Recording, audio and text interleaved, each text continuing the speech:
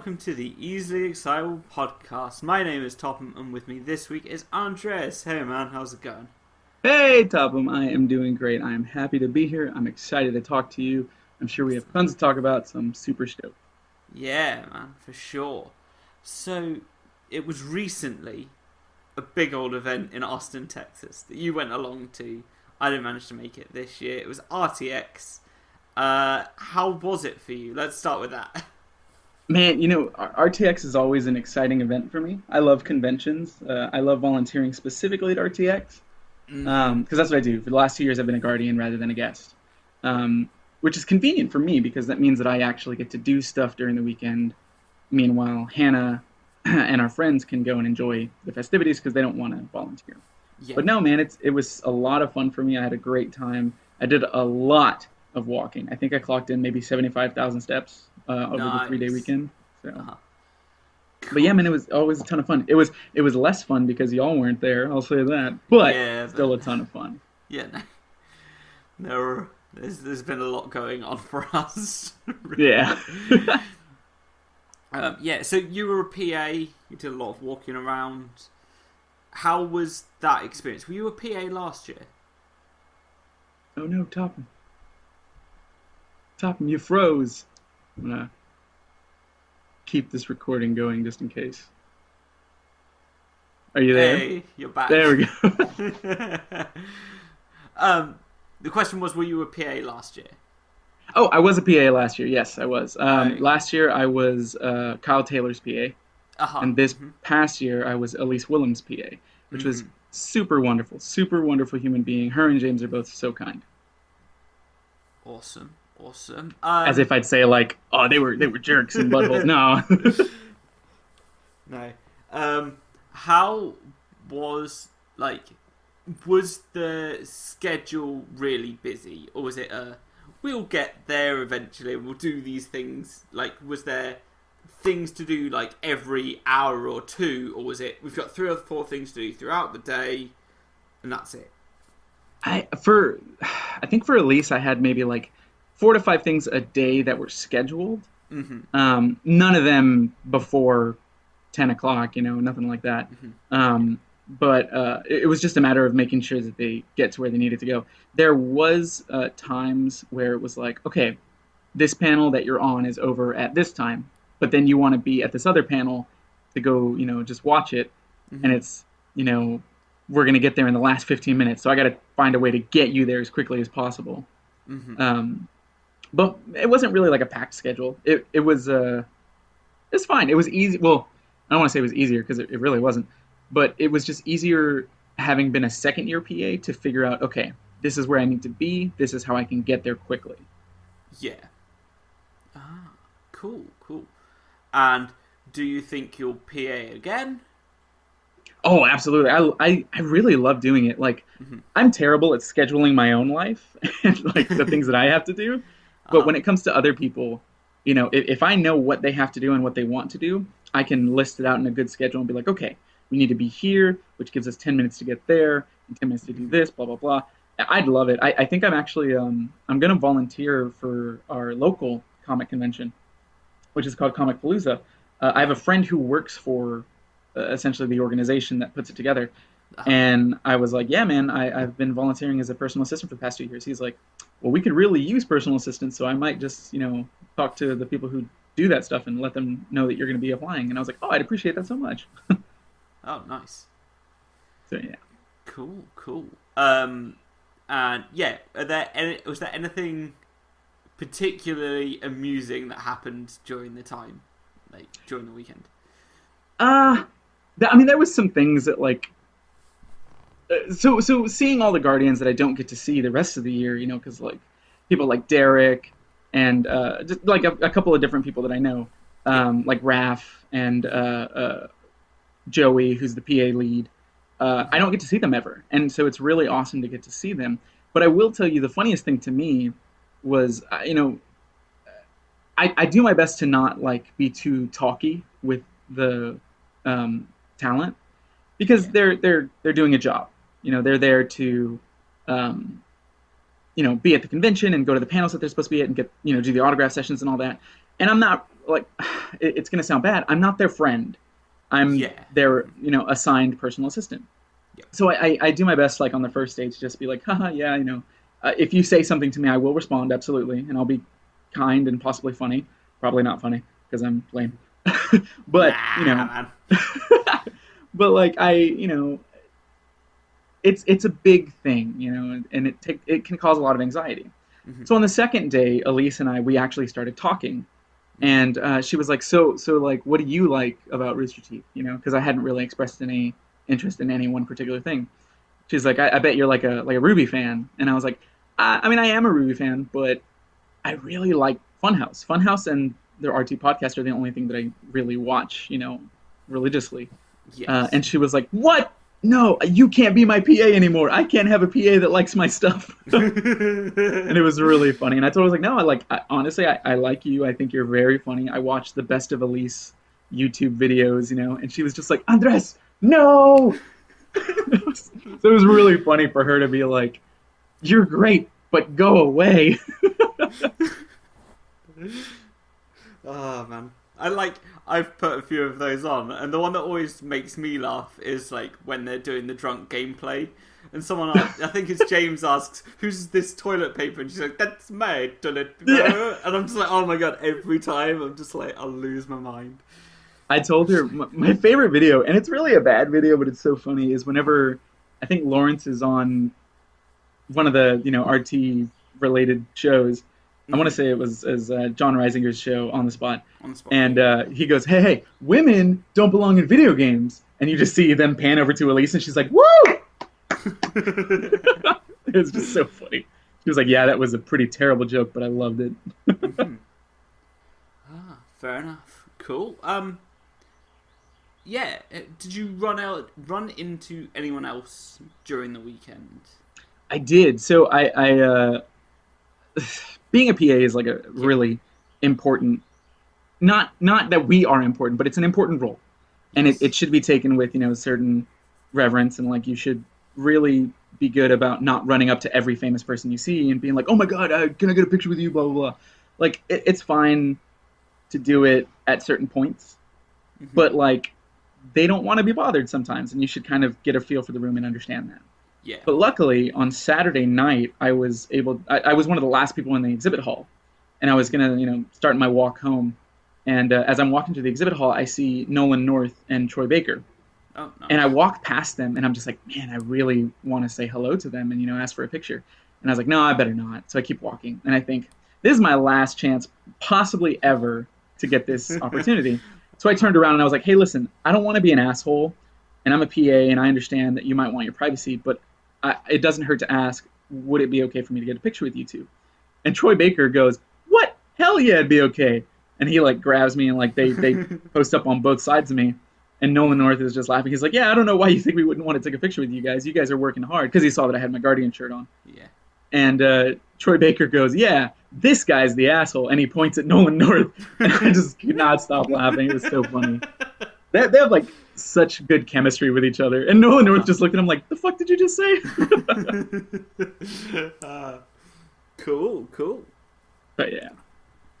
Awesome. Have you got anything else going on now that you're back home? It's been, what, 2 weeks since the convention? Yeah, it's been Maybe like more. It kind of feels like it's been 3 weeks.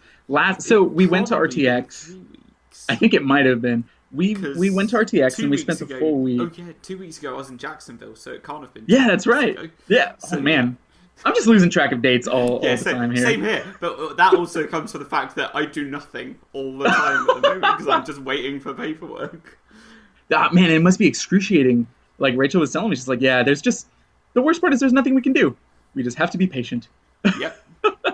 So But yeah, no. So like we did we always do a week for RTX because it's it's our big vacation. Hannah gets the full week off, I get the full week off, and we're golden. And we did that. We come back to Houston, and I was exhausted, because I was working, the weekend. And I told Hannah, I was like, let's just do nothing. Like, I don't want to go to the game shop. I just want to come home and rest. Yep. And she was like, that's totally fine by me. Then last weekend, we went to her brother's wedding in Longview. And of course, Hannah doesn't drive, so I had to drive us. Mm-hmm. And it's just like, I don't mind doing this. I love you. I love your family, but whoo, it takes a toll on you. And Yeah. so, I told her, I was like, I kind of don't want to do anything else this week either. Like, I just want to stay home and do Mm-hmm. nothing. And she was like, that's fine by me. And she had yesterday off, so she slept pretty much all day. Mm-hmm. And yeah, so it was pretty awesome. And now we're back into the swing of like last night we went to the game shop. And Yeah. tonight, I'm sorry, today I'm going to another shop, hopefully to play some X-Wing with, some people that hopefully aren't tryhards. And Mm-hmm. yeah, so things are starting to get back into it now. But it's just, man, traveling just takes so much out of you. Yeah, yeah. We've had a pretty varied schedule at the moment. Like we've got it nicely paced out where we can have like one weekend chilling out, one weekend doing things. Then we've got one weekend chilling out, and then the next weekend doing things. I think it's been like that for quite a while. Like we went to Jacksonville 2 weeks ago. This weekend we're going to Six Flags. In 2 weekends' time, it's Rachel's birthday, and so Yep. there's stuff going on. Um, and yeah, it just seems to have been like alternating like that the whole time I've been here, and just gives us something to do and keeps us busy. But yeah, it's just crazy, crazy That's time at the moment. exciting, man. I haven't been to a Six Flags in maybe like a decade now. Oh, And I haven't really been to an amusement park in a long time. I guess I went to Disney within the past 10 years, but like mm-hmm, that was kind of like a really short trip. And it was like, well, yep, this is all that we're doing. mm-hmm. Yeah, But I haven't I'm been in ages to an amusement park, but I've never been to a Six Flags. So I mean, when Houston had a Six Flags theme park, which was Astroworld, it was nice, man. They had, like wooden. I love wooden roller coasters, even though they terrify me. oh, And they're my so, least like, favorite. But oh, dude, I love them so much. Well, like, I get why they would be someone's least favorite because it's a wooden mm-hmm, roller coaster. Termites are a thing, and so is wear and tear. mm-hmm. So, but when you're going on a wooden roller coaster, like the beams and supporting wood all flying by you really gives you appreciation for the speed that you're going at, which is Mm-hmm. awesome and utterly terrifying at the same time. Mm-hmm. Yeah. Yeah. But yeah, I'm looking forward to going on some roller coasters, and it's gonna be fun. It's gonna be fun. Heck yeah, man. So yeah, really looking forward to that. Yeah, I've been like just chilling out and writing music. Part of like, well, as part of Game of Bands, which is a Reddit sub community or a Mm-hmm. subreddit, and they like it's a new song every 2 weeks with two other people. So like you get a musician, lyricist, and vocalist together. I always go for music only anyway, so I'm just like I'm always like trying to write something new. And for the last round, the singer in the group got the got like voted to be one of the best of the round. So I was like, cool, cool. Nice. And like some of the comments on the song as well were like, oh, this sounds like the most like a band kind of have put the song together. And I'm just like, I'm really proud of that because of the way like I EQ'd the track and like I thought about how all the instruments played together and it all went together. So I saw that comment and I was like, actually, that's probably the most useful bit of feedback that I've seen in this thread. Because Mm. usually it's just like, oh yeah, I like music or I like that. But someone saying that, oh, that all of the music together sounds like it's been produced by a band, that makes me feel like, oh, actually, I'm pretty good at maybe putting this music stuff together. Yeah. Um, so that was cool to see. And then, yeah, that was the last round. And like at the moment, they're doing a series themed around the elements. So the last round was fire. The current round is air. The next one's going to be water. I think they started with earth, and I missed that round, but that was soon after I got here, so I just didn't have the time when it was Mm-hmm. on to invest in it. But yeah, just been writing music for that. I've been writing other music as well. I I did join a band for a little while. And someone put out an advert on Craigslist, and I was just trawling through. It's like, oh yeah, I want to start a hard rock band. And I was like, okay, cool. I'm interested in that. Like, I know what kind of stuff I like playing. Kind of like dip into certain musical territories with how I'm playing anyway. And I barely get a chance to like play hard rock / metal when I'm playing for a game of bands. It's usually just rock or pop-esque music. And so I was like, oh yeah, right, I'll try and join that. But met up with a guy, and it wasn't particularly easy in the first session. But I was like, oh, just figure that's just because it's the first time we're trying to play. Right. And I was like, okay, what kind of music do you like? What kind of bands would you consider hard rock?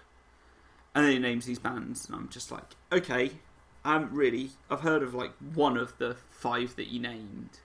And he's like, oh, can we learn this one by Breaking Benjamin? And I'm just like, I don't really know anything about Breaking Benjamin. Sure, I can give it a go, but yeah. So I learned that song. It wasn't particularly challenging. And then in the second time we practiced, in the first time we practiced as well, we were just like playing riffs from songs that we enjoy. And then I started playing a Kill Switch Engage riff. And he was just like, whoa, that's heavy metal, and we're not playing that, we're a hard rock band. And I was just like, I'm probably not the guitarist for you then, at that point, like, in my head. And then the second session, I was just like, oh yeah, how about bands like Baroness and Witchcraft and other bands like that I enjoy. They're quite diverse. Like, Witchcraft play like a classic rock style hard rock. Audrey Horn do the same, and they're another band I mentioned. But Baroness are like really modern and kind of proggy, but also quite doomy, but still hard rock rather than metal. So I was like, yeah, how about that? And then I was like, okay, played the Hendrix E chord and like played the chords for Purple Haze, probably Purple Haze. So like you play the Hendrix E and then you go down, play the G, play the A, and I was like, play that, and I was like, okay, how about we both take it in turns, try and play the rhythm and then play a little bit of lead over the top. And like I'm playing, and I'm just like, okay, follow along with these chords. 1, he says, oh, I can't play lead, so I'm not going to play lead. I'm like, okay, what about trying to play these chords? He's like, oh, I don't know how to play that chord. It's just like the Hendrix E, so you're like fretting 4 different notes. It's a bit of an awkward shape. But then I was like, okay, then just play the simple E chord and then down to the G and then the A. And he was like, oh, I can't follow along with what you're doing, and I only know it by numbers and not by note names. And I'm just like, I can't play with you. I'm not teaching you to play guitar. Yeah, I'm not going to teach you to play guitar, just leave. So I went off. I was like, I can't be in your band. Just cannot be in your band. And then I went down to trivia with Rachel. She was already down there, and I just showed up. Better use of your time, yeah. Yeah, I was just like, I just couldn't do it. I just wasn't going to teach someone to play guitar. Yeah, man. Like, I mean, whenever I was in the mariachi, we would have to teach, certain players that would join, like, hey, like, you're kind of not really playing that correctly. So, and I'm patient. I can teach people. I don't mind. But whenever it's like, I've got to teach you basic fundamentals, it's like, maybe this isn't like best. Yeah, it was going to be too. It's not that it was going to be too much effort. It's that, yeah, I don't know. And he always set his amp way louder than mine, and I was just like, well, given that I'm playing single notes and you're playing chords, this isn't. Yeah, I'm not going to cut through. I can barely hear myself, so I just have to rely on feeling that I'm getting it right. So, oh well. So that all happened over like 2 weeks. I was a bit gutted as well, because I was like, oh yeah, the first people I've met that haven't been like through Rachel, and I was like, yeah, and then I was like, yeah, I'll find more people eventually. So. Yeah, man, you're in even though it's a small town, you're in a bigger town, and there's more individuals that'll find their way towards you and you towards them. Yeah, absolutely. So, yeah, and hopefully they already know how to play guitar. Yeah, hopefully. yeah, I know a few people already. Like, I've met a few people already that know how to play guitar, and like, and at that point, I'm just like, oh, I don't know if I can keep up with you, but like, tell me the chords, and I can easily like play them. Like, I'm trying my best to just figure stuff out. Anyway, I'm still trying to learn anyway, and like how chords interplay with one another. So, but you know, if you're not learning, then I was just about to say, man, like just learn. It's a constant. You're constantly a student. Yeah. Of like anything that you should be doing or anything that you want to do, you should constantly be like, I can always learn more. Yeah, absolutely. That's what I'm like. That's why I like learning stuff, and that's why I'm like, oh, I'll go and learn this and this and this. Which is why I'm just like, I want to learn so much stuff. Man, and you were talking about, you know, before we started recording, we were talking about like bands that have instrumentals and stuff like that. I've been listening to this band called I don't know if it's Covet or if it's like supposed to be a word in a different language, but the band is Covet. Yeah. And they have this song that's, I want to say it's like 7 minutes long, and it's called Falcor. And dude, it's just like just amazingly smooth, and it looks complex from what the guitarist is doing. Yeah. And the drummer in the video is like the happiest person in the world. I'm gonna have to send you the video and you can watch it, and I'm sure that, you know, the listeners can also look it up as well. But man, it's just so good, and it like fed my soul this week. I was like, oh yes, I love it. Nice. Nice. I got back in from a ride yesterday. I was out cycling. I needed to do some stretching. I saw that Elder had put out a new EP called the Gold and Silver Sessions. And Elder put out an album 2 years ago called Reflections of a Floating World. It's maybe one of my favourite prog rock albums of all time. I'm just like, this is incredible. And like, at the time I was listening to that album, like the first listen through, I was like, did I just find an album that like might be one of the best I've ever heard? The answer was yes it was. And also, other people agreed that it might be one of the best albums of 2017. I was like, cool, opinions validated. Anyway, they put out an instrumental EP that has like a 9-minute track, a 5-minute track, and then an 18-minute track. And it's all instrumental. It's like, the first track's very like atmospheric. I've listened to that one more than the other two. And yeah, it's just a chilled out, and it just like builds and builds. It's quite calm in the intro as well. I say nice. The intro. What's it called like again? I'm gonna look that up and listen to it. The band's called Elder, Elder. Gotcha. And yeah, the Gold and Silver Sessions. But it's just, yeah. And I was like, I am completely inspired. Like every time I listen to them, I'm just like, oh, I have a new guitar idea, or I want to try and emulate what they're doing. Gotcha. And it's kind of jam band-esque as well, which is what I like about it. And I'm just like, oh yeah, and this is in the style that I like. So I'm probably going to try and emulate that at some point soon with a track. Like, I want to see out the collection of elements that they're doing in Game of Bands, and then like start working on my own music, because I have a lot of kinds of songs that I wanted to do. Like the one that I'm working on for Game of Bands right now, I wanted it to be a post-rock song.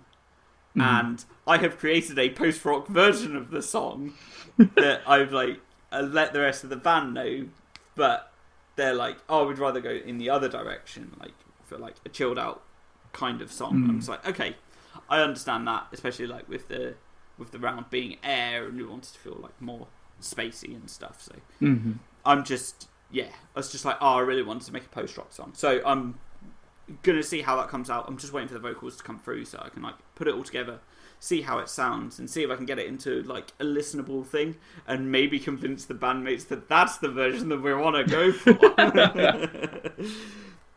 But so that's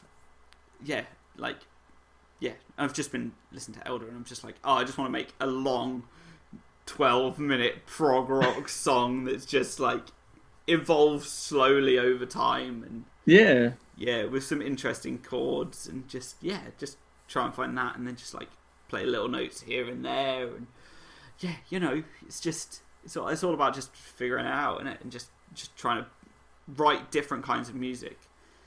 And I don't know. I like mixing it up. I was gonna say, you've always been the type who's like, oh, that sounds cool. I want to try and make it into a different thing or make it my own thing.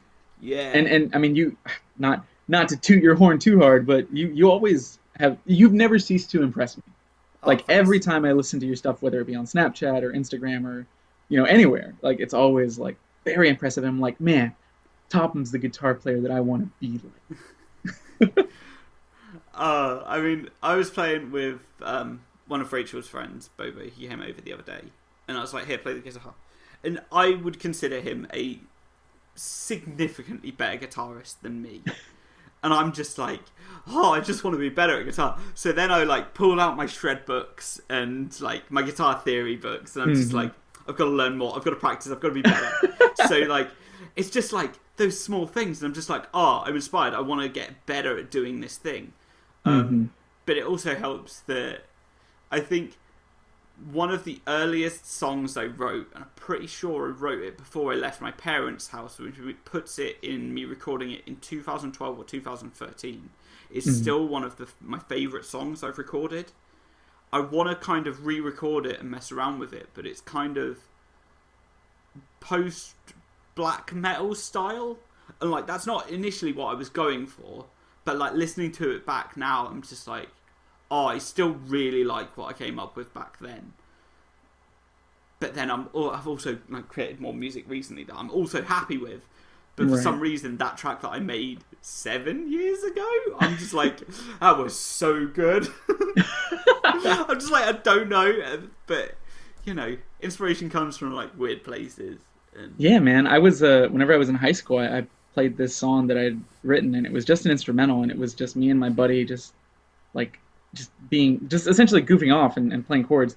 And I found this chord that I absolutely loved, and the worst part is I can't remember what it was or how it sounded, but I remember calling the song "Streetlights" because it reminded me of someone driving like in the dark, and do you know how like as you drive by streetlights, it casts the light into your car and then it goes away. yeah, And yeah. it just felt very much so like that. Like the chord would come through and then it would go away, then it would come through and go away. It was beautiful. I only wish that I would have remembered what that chord was. Fair enough, fair enough. I like wrote a riff years ago, and I just completely forgot what it was. And then one day I was like, how do I play that riff? And forgot it, and was like, I was trying to figure it out for ages. And then I was just like looking through my my manuscript books, like where I write down music. If I'm like, oh, this is a good idea, I was looking through it, I was like, that's it right there.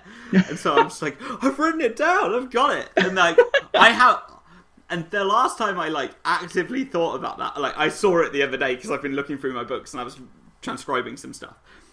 I saw it the other day and I was just like, I never did anything with that. And now I'm like, I wonder if I could do something with it and like find some funky chords to go along with it. Or it's kind of like in a post-rock, post-metal style as well. So it would need to be kind of dingy and like you'd have to have like overdriven chords, and it's just thinking about how everything ties together. I'm just like, now I have way more tools than I did back then to actually incorporate it into things. And so I've just spent some time thinking about how I do that. And when I was here like 2 years ago, when I was here for 3 months, I did a bunch of stuff. I never really put it anywhere or did anything with it, but I posted the riffs on Instagram. And so what I've done over the past few days, or I did it a few days ago, was I went through my Instagram feed and I was like, okay, how did I play that? Then transcribed it, and I know that those songs, because at the time I only had my laptop, and I wasn't really gelling with the recording software that I've got on here, and so I never recorded them properly.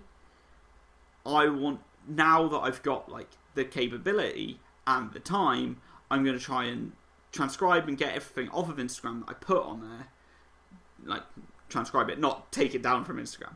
Yeah. But, like build the songs that I wanted to build back then, and like even before or after then, like anything that I've put up, and see if I can manufacture it into a song of some kind.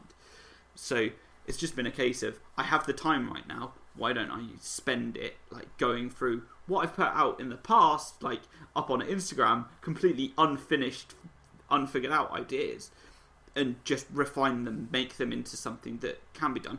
Because I've already written all this music, like, why waste it, right? Yeah, absolutely.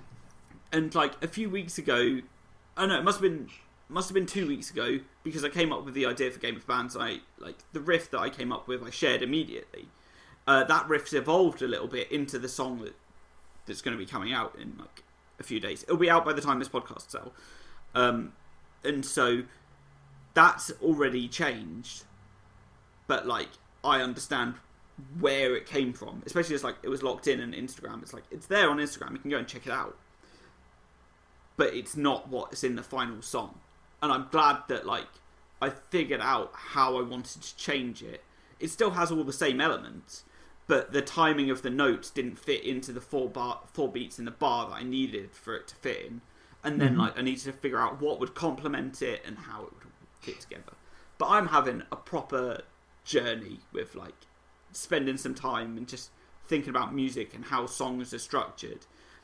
And at the moment, like, okay, in Game of Bands, I do want to change things up, because the last 2 or 3 songs that I've done have all gone verse, pre-chorus, chorus, verse, pre-chorus, chorus, bridge, pre-chorus, chorus.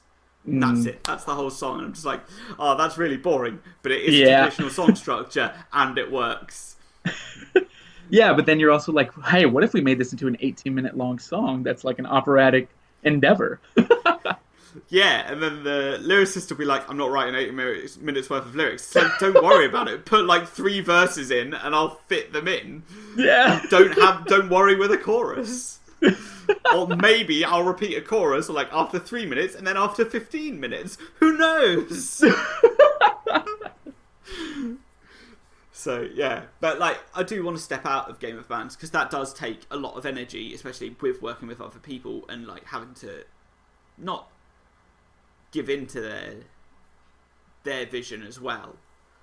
But compromise, that's the word I'm thinking of. Like, you have to compromise to really make stuff progress. So, yeah.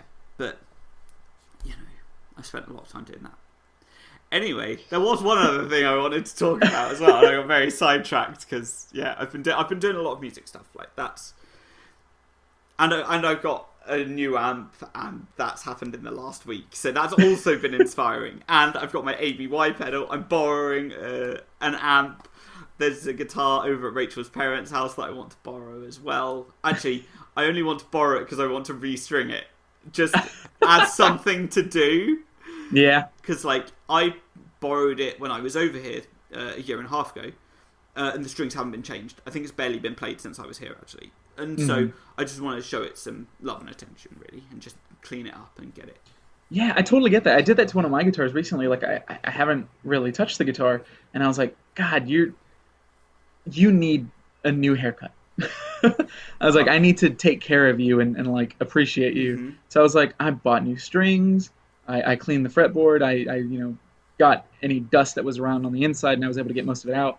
And I was just like, yeah, I need to do something. Like, I might not be playing you, but I'll be hecked if I'm not going to take care of you. Yeah, absolutely. I just saw that guitar. I played it the other day, and I was just like, you need a bit of attention. Yep. And so, yeah, I'll be picking up that up one day soon, and just nice. Yeah, restringing it and just hopefully making it sound good, and then currently I'm playing like one guitar through 2 amps, and I'm just like, that seems a bit indulgent, but there are 3 amps here, so at least I'm not playing through all 3. yeah, of course, not yet. Not yet. If I could figure out how to do that, I would. I can definitely play through 4 speakers at the same time though, because I have a 2x12 cab. I built myself a 1x12 cab, and like one of my amps is a 1x12, so I can connect the 1x12 up to the other 1x12 as an extension speaker, so I can play through 4 speakers and just have the most magical time. And if I don't have enough cables right now to do it, but if I have my ABY set up and I get extra cables, I can run like my big reverb delay pedal in stereo, so I can have the amps on either side of the room and just Whoa.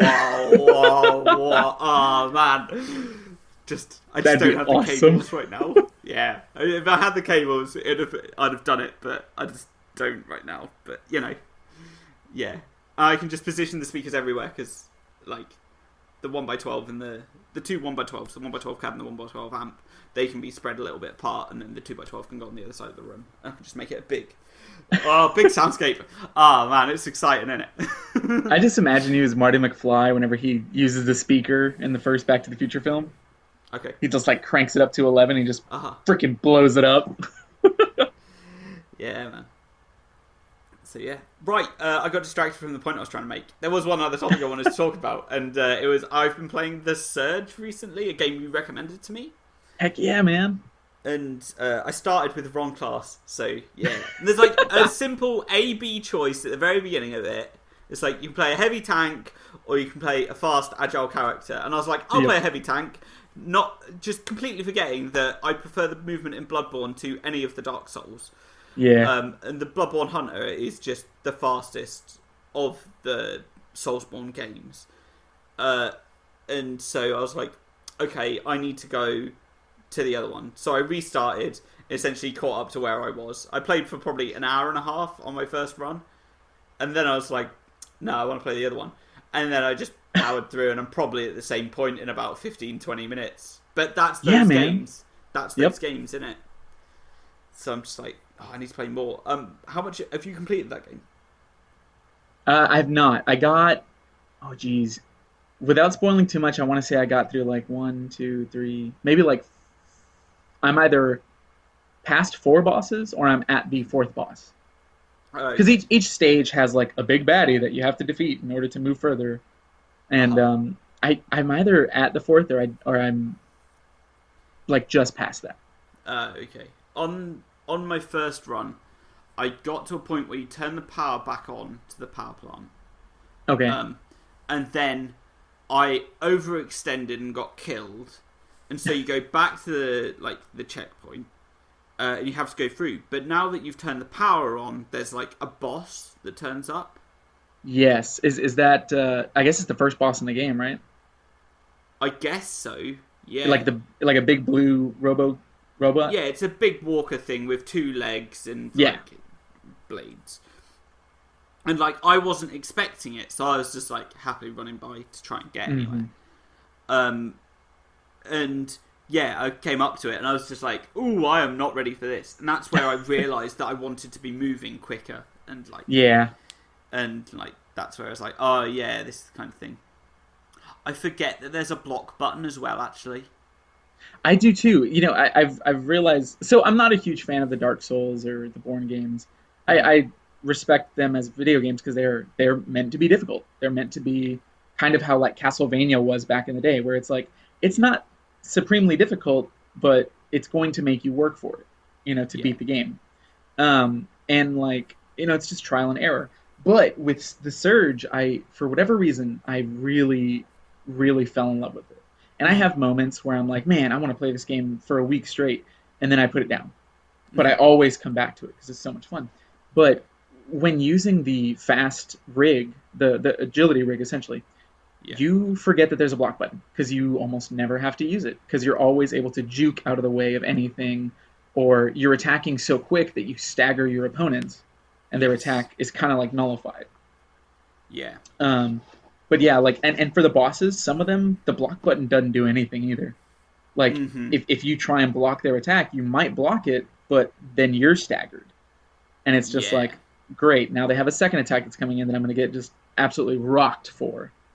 So, yeah, but it was such a fun game, man, and I guess I like it because it's set in a future scape rather than like like a not like Knights an and alternate Kings and Dragons. medieval past. Yeah, yeah, right, and it just not that it feels I guess closer to us, but I guess maybe it kind of does. Maybe it makes me feel like that is a future that's kind of possible.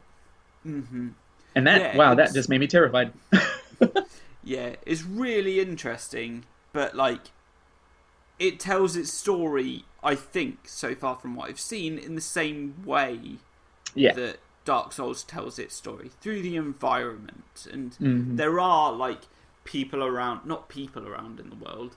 There's like a hologram like Hmm. in the first base that talks to you. And right now, I don't know whether it's real or not, or just a program that's trying to talk to you. And then, like, you can tell, like, you go into this place and everything's fine, Hmm. but then very quickly, something must have gone wrong because you weren't anaesthetized when you have all your implants installed, which Hmm. is just a terrifying thing to, like, Yeah, start the game. dude. Like, this isn't right. Ugh!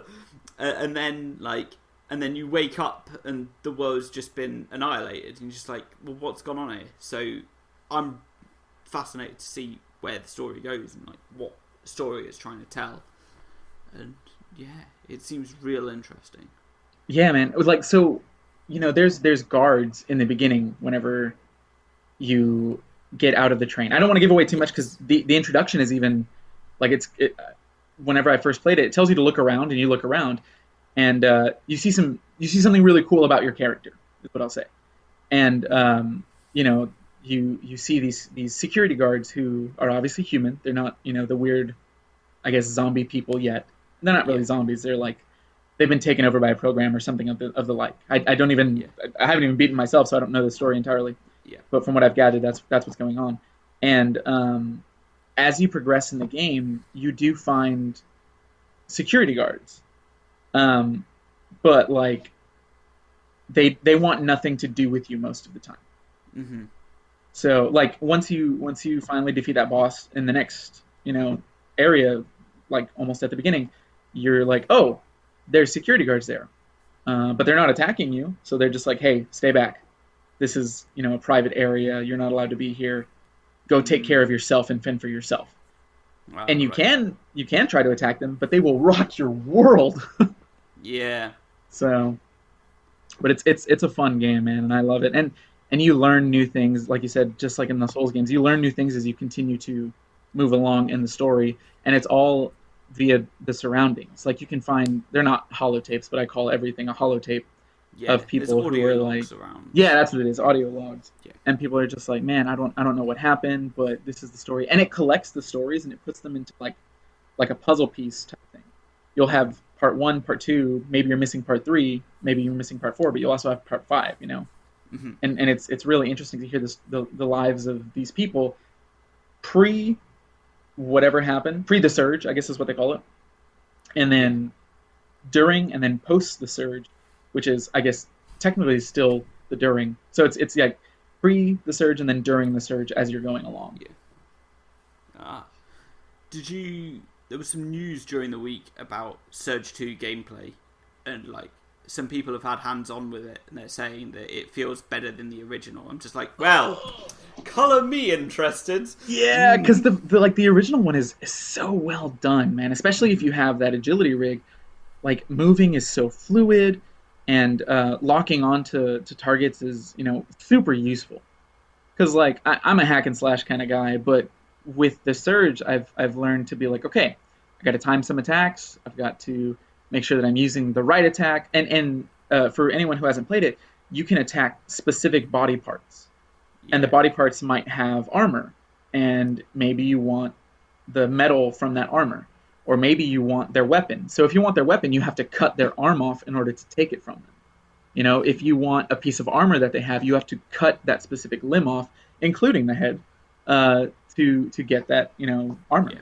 And I really like that aspect. And sometimes like you essentially build up a meter to try and cut it off.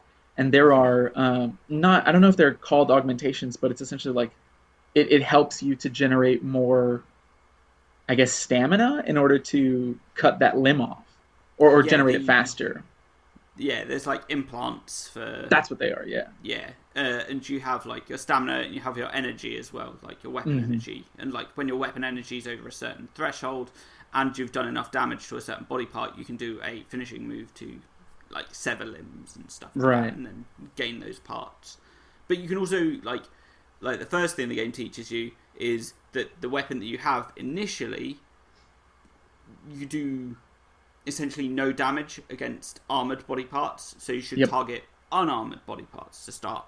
And then it's like, once you have a different weapon, you should target the armoured body parts so that you can get the materials for upgrading and crafting and stuff like that. Right. And yeah, it's really fascinating. I really like the RPG aspects of it. Mm-hmm.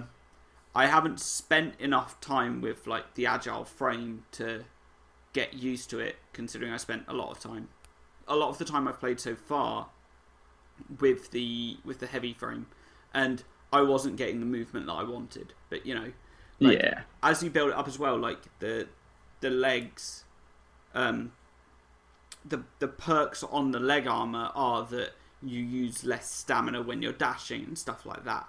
But those are specific to the agile frame and not the heavy frame.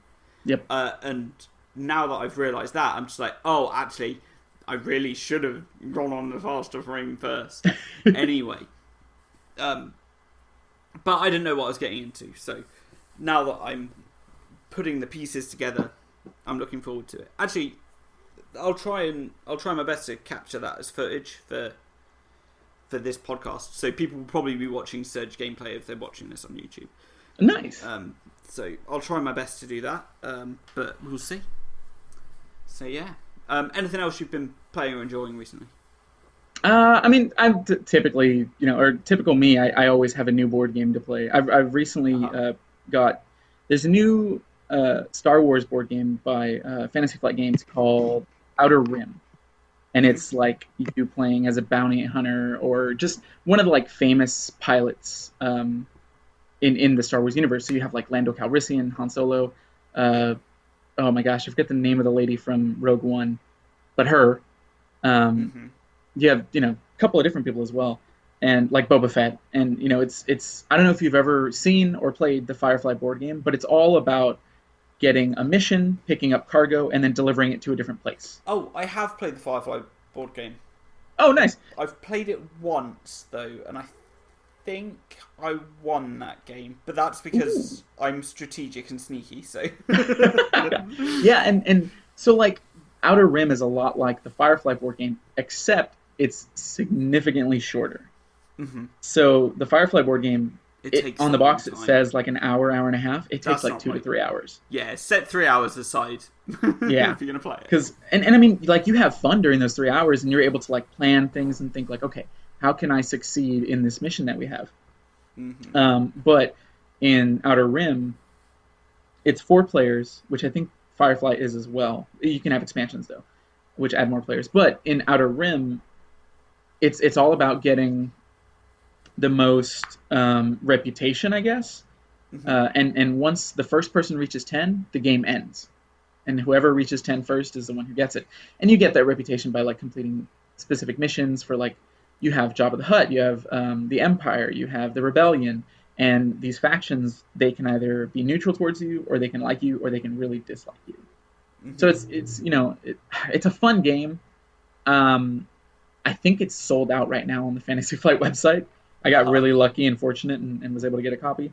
But yeah, we got that, and we also got Sheriff of Nottingham, because that's like a game that everyone should have in their game board collection. Yeah. Mm-hmm. So we haven't gotten to play it, but I'm gonna hopefully play it soon.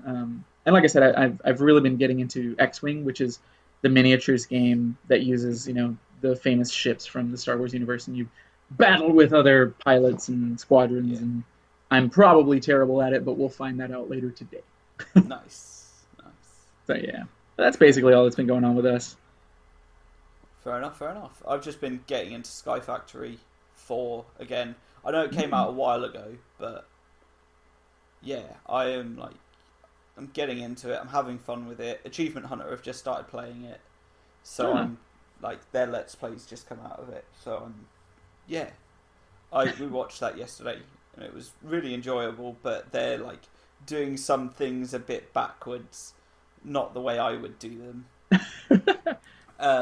And they're wasting resources to make progress. But I sat down this morning and I was like, right, I'm going to try and make as much progress as I can. I think I made nearly as much progress as I could have. I think I'm missing like 1 or 2 things that I could have done.